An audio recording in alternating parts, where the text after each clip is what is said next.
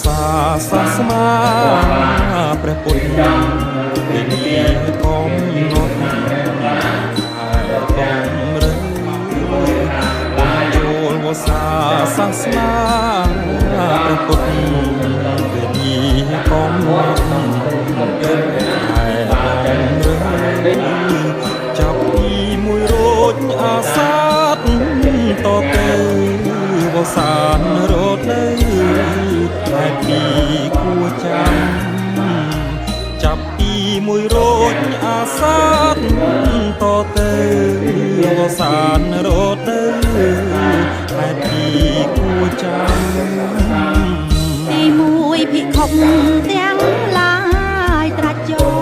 ងខ្លាចក្រែងមិនល្អជន់លើដំណាំទីមួយភិក្ខុ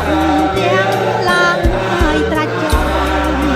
ខ្លាចក្រែងមិនល្អជន់លើដំណាំ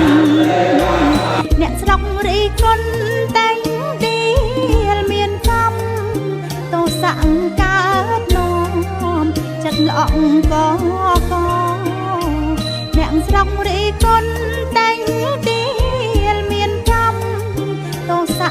កើតនាំចិត្តល្អកកទីពីភ្លៀងធ្លាក់ជោគជុំពេញដី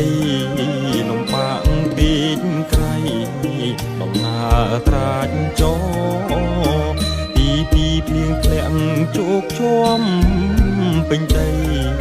លំបាកពេកក្រៃដំណើរត្រាច់ចោគង់ចាំវសា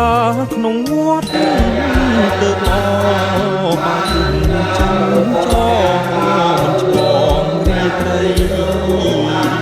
គង់ចាំវសាក្នុងវត្ត